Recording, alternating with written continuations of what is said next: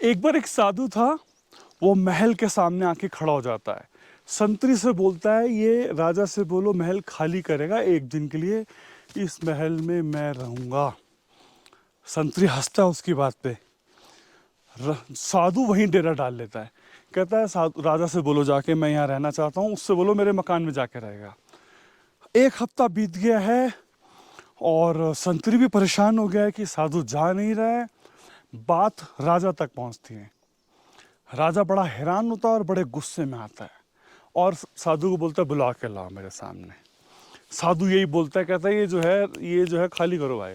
राजा को बड़ा गुस्सा आता है, कहता है महल खाली करो, ये महल तो मेरा है। साधु कहता है महल तुम्हारा है, पक्का पक्की बात है?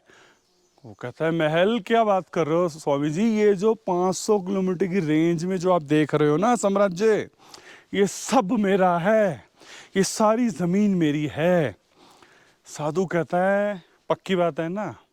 कहता है पक्की बात है, मेरी है।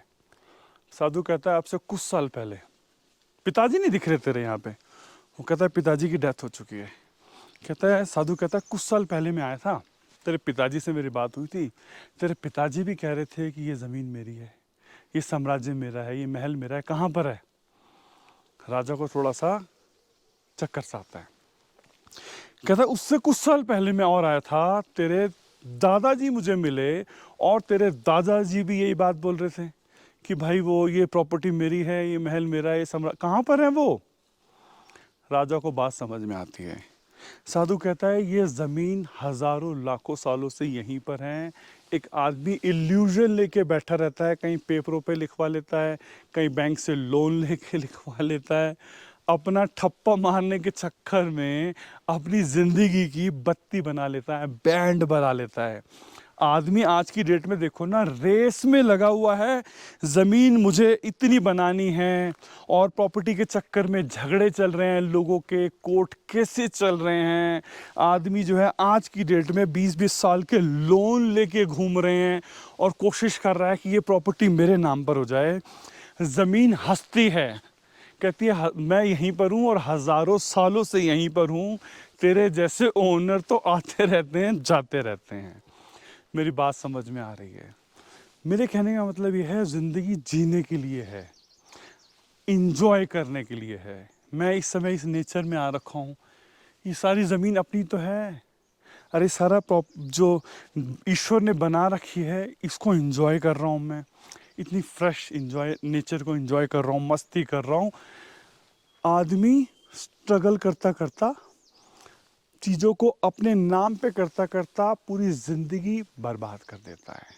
ज़िंदगी जीने के लिए है, इंजॉय करने के लिए है। कुछ सालों के लिए हम लोग इस धरती पर आए हैं, किराएदार हैं भाई। एक प्लेटफॉर्म पे जैसे होता है ना रेलवे स्टेशन पर, कि आए हैं और फिर वो अगले स्टेशन पे जाना है। पर आदमी को ये बात कब समझ में आती है, ज़िंदगी की आखिरी पल जो होते हैं ना, 5, 7, 10 मिनट, कि यार इतना कुछ जोड़ा मैंने, ये सब छूट गया। जब यहाँ छूटना ही है, ओनरशिप आप किसी चीज़ की ले ही नहीं सकती, तो क्यों ना लाइफ को जिया जाए, क्यों ना लाइफ को एंजॉय किया जाए, घूमा जाए, मस्ती की जाए, पार्टीज की जाए, ट्रैवल किया जाए। ये लोनों के चक्कर में नहीं पड़ना, ये सुबह 10 से 6 तक की जॉब। अरे अगर सफिशिएंट मनी आ गया तो अब इंजॉय करना शुरू करो। मतलब अंबानी भी शांति से नहीं बैठ पा रहा है, ये खोपड़ी के मरीज हैं, सब यहीं छूटने वाला है। ज़िंदगी जीने के लिए मैं जी रहा हूँ। चोपटा जगह है, उसके अंदर ये एक वैली है, उस पर ट्रैकिंग के लिए आया हूँ मैं और इन्जॉय कर रहा हूँ। ये मेरी बात समझ में आई है? फैमिली फ्रेंड्स में भी शेयर करो, उन्हें भी हो सकता है कुछ ओनरशिप के इल्यूजन थोड़े से हल्के हो जाएं, ख़त्म तो नहीं होंगे, हल्के हो जाएं और ज़िंदगी जीने की तरफ उनके माइंड में कुछ आइडियाज़ आ जाएं। Thank you very much, love you all.